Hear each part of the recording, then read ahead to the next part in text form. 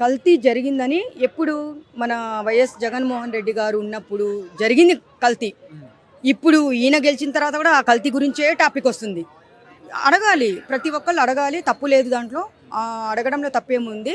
కానీ కలిపిన వాళ్ళని, ఒకవేళ కల్తీ జరిగింది అనుకోండి, కలిపిన వాళ్ళని పట్టుకోండి, అడగాలి. నేను అడుగుతా.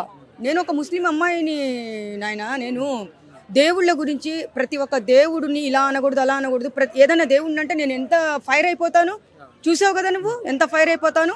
అలాగా ఫైర్ అయిపోవాలి, ప్రతి ఒక్కరు రావాలి బయటికి. ఇది ఎవరు కలిపారో వాళ్ళని మాత్రం పట్టుకొని అరెస్ట్ చేసి, ఒక దేవుడి ప్రసాదం అంటే తిరుపతి వెంకటేశ్వర స్వామి అంటే పేదవాళ్ళ దగ్గర నుంచి వాళ్ళు రూపాయి కూలి పని చేసుకొని కూడా ఆ దేవుణ్ణి దర్శనం చేసుకొని ఆ తిరుపతి ప్రసాదం తినాలని ఎంత వాళ్ళు ఎక్కడెక్కడి నుంచో ప్రపంచంలో నలుమూలల నుంచి వస్తుంటారు.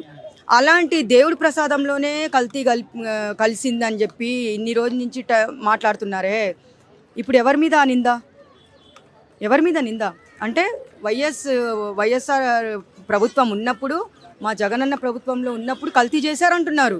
అంటే ఆయన ఆయన ఆయన ఉండడం వల్లనే ఇట్లా, ఆయన ఏమంటారు దాన్ని, ఆయన హయాంలోనే జరిగింది. ఆయన అనుమతి, కరెక్ట్, ఆయన అనుమతి లేకుండానే కల్తీ జరిగిందా అని క్వశ్చన్స్ వేస్తున్నారు. తెలియకుండానే జరిగిందా అని. ఎంత పాపము. ఆయన కూడా, జగనన్న కూడా దేవుళ్ళని ఎంత రెస్పెక్ట్ ఇస్తాడు. అలాంటిది పోయి తిరుపతి వెంకటేశ్వర స్వామితో ఎవ్వరు పెట్టుకోరు. కానీ నాకు తెలిసి ఏంటంటే, ఇతన్ని అక్కడ ఆయన అధికారంలో ఉండంగానే అక్కడ కల్తీలో లడ్డు జరిగిందని చెప్పేసి నెక్స్ట్ సీఎంగా గెలవకూడదని చెప్పేసి కుట్రలైనా జరగచ్చు కదా, కుట్రలు కూడా చేసి ఉండొచ్చు కదా వీళ్ళే ఉంటుంది. కానీ అదే చెప్తారు కదా, తిన్నంటి వాసాలు లెక్క పెట్టడం అంటే మన ఉప్పు తిని మనకే ద్రోహం చేస్తారు. అలాంటి వాళ్ళు కూడా ఉండొచ్చు. కానీ తప్పు. ఎప్పటికైనా సరే అన్నని మాత్రం అనకూడదు. అన్న ఇప్పుడు దాని గురించి కూడా అన్న పోరాడుతున్నారు కదా. ఎవరైతే చేశారో వాళ్ళని అరెస్ట్ చేయాలి, పట్టుకోవాలని చెప్పేసి ఆయన కూడా చెప్తున్నాడు. దేవుడు ఎవరికైనా దేవుడయ్యా. ఒక రాయి దగ్గర అక్కడ మొక్కాలన్నా కానీ భయపడతాం మనము. అలాంటి దేవుళ్ళకి మనకి ఈరోజు లడ్డు గురించి మాట్లాడుకుంటున్నాం కాబట్టి ప్రతి ఒక్కళ్ళు అడగండి క్వశ్చన్. పర్వాలేదు, ఎలా అడగాలి?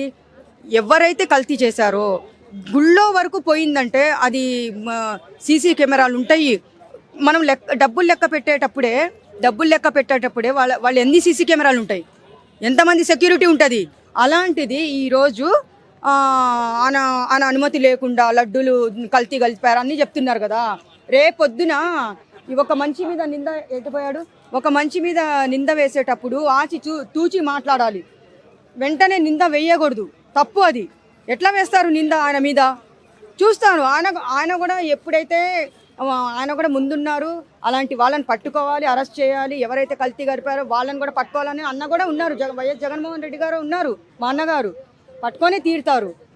ఎందుకంటే ఇప్పుడు ఎవ్వరు చూసి ఒక ప్రసాదం గురించి తప్పుగా మాట్లాడుకోవద్దండి. దేవుడి ప్రసాదం అది దేవుడి ప్రసాదం అమ్మా. ఇంత ఒక లడ్డూలో 100 మంది పంచుకొని తినాలని అంత ఎందుకుంటుంది మనకి? అబ్బా, అక్కడి నుంచి వచ్చింది, వాళ్ళు తీసుకొని వచ్చారు, ఆ దేవుడు దగ్గర నుంచి వచ్చిందని చెప్పేసి మనం ఎంత హ్యాపీగా ఫీల్ అవుతాము. మొన్న తిరుపతికి వెళ్ళిన మాకు తెలిసిన వాళ్ళు వెళ్తే, నాకు అక్కడి నుంచి లడ్డూ తెచ్చిస్తే బాగుంటుంది, లేకపోతే మీతో మాట్లాడనని నేను ఫైట్ చేశాను తెలుసా. ఎందుకంటే ప్రసాదంలో అంత ఇది ఉంటుంది. దేవుడి ప్రసాదం అంటేనే మన కళ్ళకు అద్దుకొని తింటాము. చూడండి, అంబాటి రాంబాబు గారి ఇల్లు కూడా పెట్రోల్ బాంబులతో కాల్చారు. అది కూడా నిన్న అన్న కూడా పరామర్శించడానికి వెళ్ళారు. కానీ వెళ్ళినప్పుడు ఆయన వెంట జనం చూశారు కదా. కానీ ఆయన పోలీస్ సెక్యూరిటీ పెట్టారా? పెట్టలేదు. కావాలని, ఎందుకు?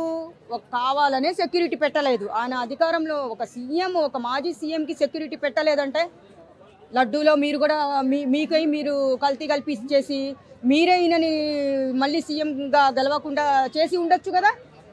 చేసి ఉండొచ్చు, 100% వాళ్ళే చేశారు. ఈ రోజు నువ్వు సెక్యూరిటీ పెట్టలేదు, అన్న పోతుంటే సెక్యూరిటీ పెట్టలేదు.